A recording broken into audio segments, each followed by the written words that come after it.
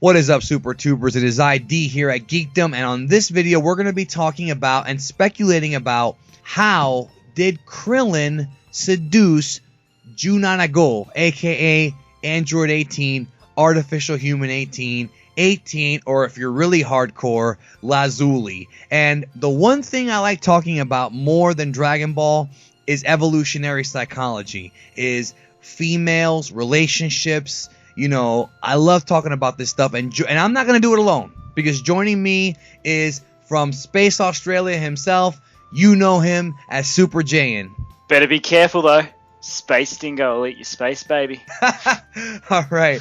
So on this video, we're going to talk about Krillin and 18, because so here's the kind of the story here. So 18 and Krillin, you know, a lot of Dragon Ball fans have often kind of wondered, you know, what did Krillin do to seduce 18? How did a guy like Krillin, Kuririn, hook up with Jinzo Ningen Juhachigo with 18? And it's a fun topic because most of this stuff happened during the 7-year time skip between the Cell Saga and the Buu Saga.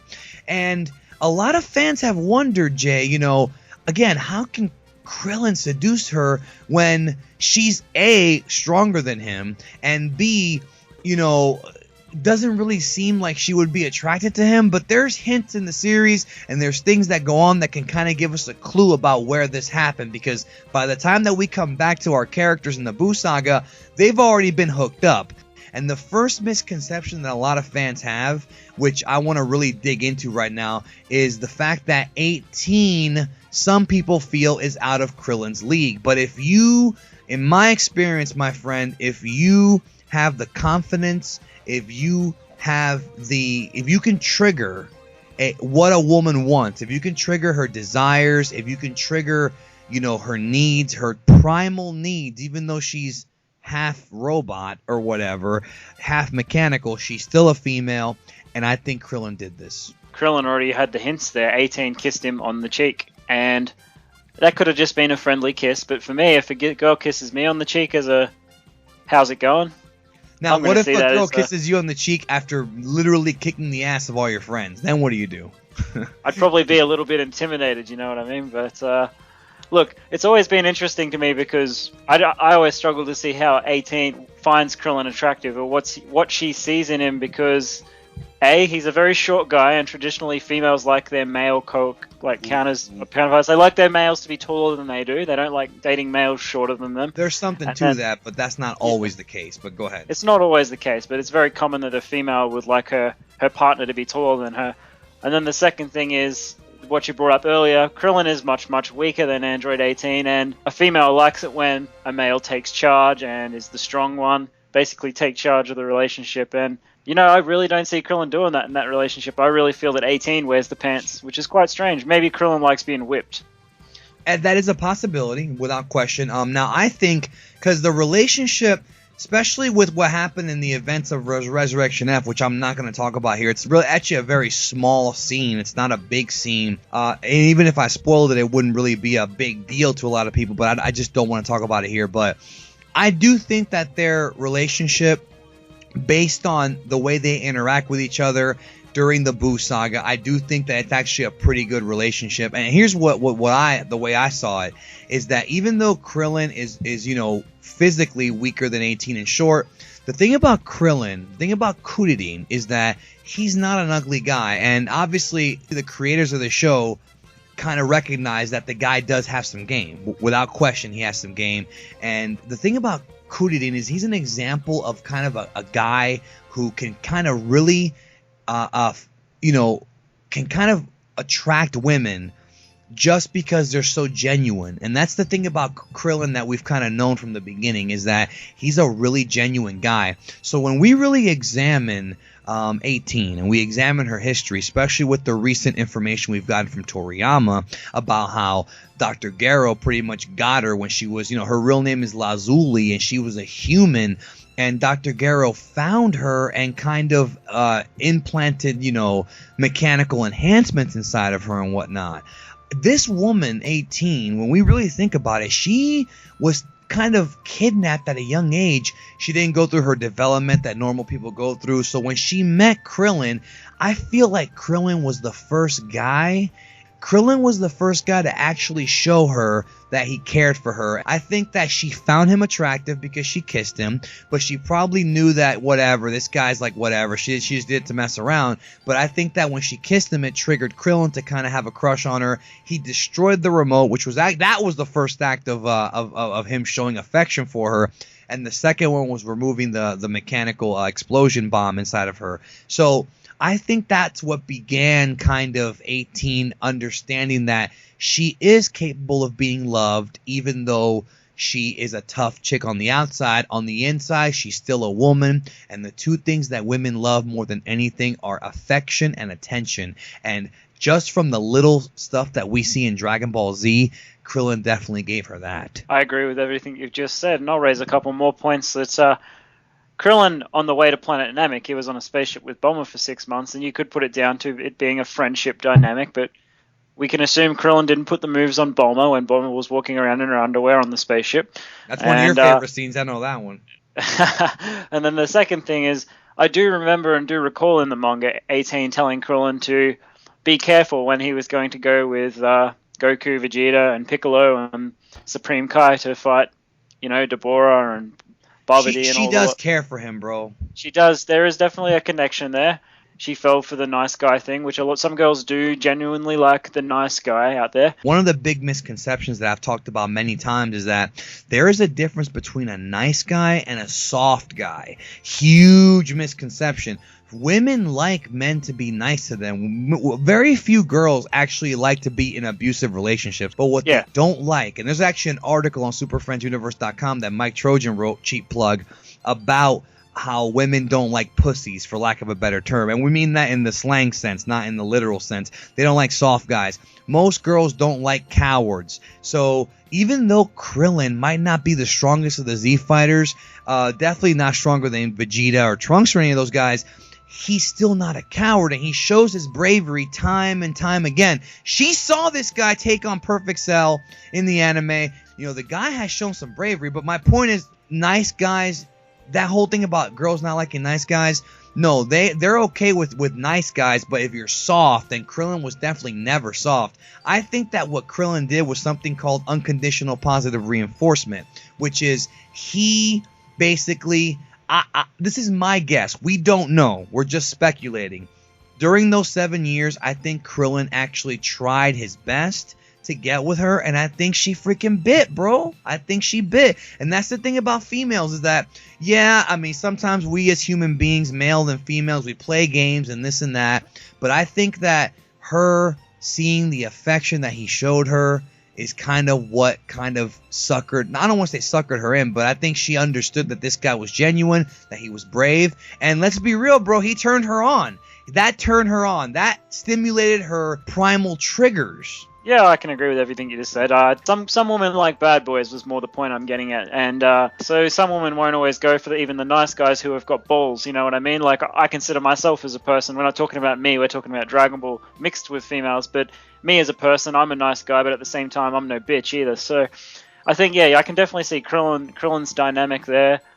He's definitely got a bit of combat experience, a bit of martial arts background, so he's not afraid. For a show that's based around martial arts and fighting, women Dragon like Ball's a guy, very deep, bro. Yeah, even though women a lot of the time don't like violence, this show has a strong martial arts background. So yeah, you're right. 18 is definitely going to consider Krillin being a martial artist and being able to fight. She knows he's not a pussy. She knows that he can take care of himself. She can see that the affection is there on his part, and it's reciprocated, as from what we know. Dragon Ball teaches us a lot of lessons about life, bro, and that's why I think it's been such a successful series internationally. When you really dig beneath the surface of Dragon Ball, and I would say a lot of my videos on my channel, you have different people on YouTube with different kind of, their niche, so to speak. Mine is kind of digging beneath the surface about what's actually going on.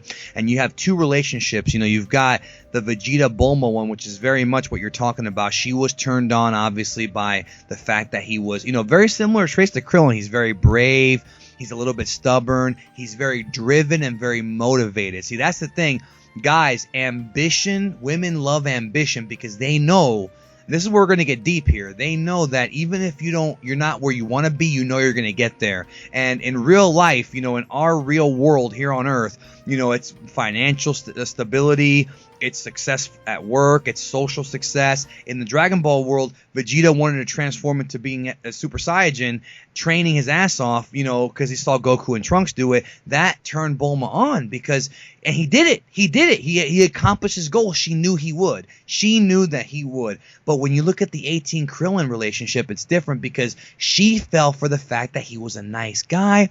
And I feel, and again, we don't really see this on camera, but I think this is what happened. It's implied by the way their relationship and their tone goes in the series, that he tried with her. He probably romanced her and it worked. And the lesson that Dragon Ball teaches us is that, and I know some people listening to this might have relationship problems. We all go through it. We all go through it. Everybody has these problems. Everybody has, crushes and heartbreak. But what Dragon Ball and the 18 example teaches us, man, is that no woman is unreachable. Even if you're Krillin and your chick is kicking, literally breaking Vegeta's arm in front of you, she's still attainable. Yep, I can agree with everything you've just said. And they do want a man that they feel safe with.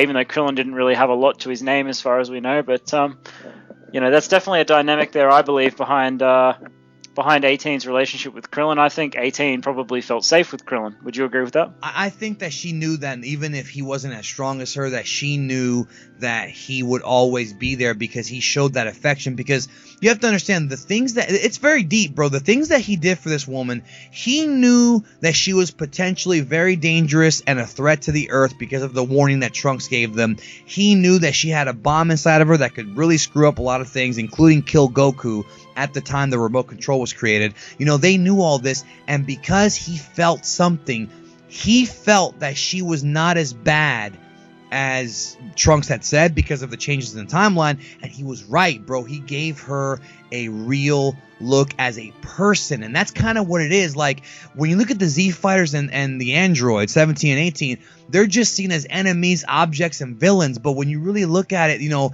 this timeline's version of 18 and 17 were not that bad. Case in point, they became good. There's the evidence. And yeah, they probably became good because of circumstances that were beyond their control. But this woman has gone through her whole life not really knowing, not really having somebody care for her. She's just a machine. She's just, an experiment.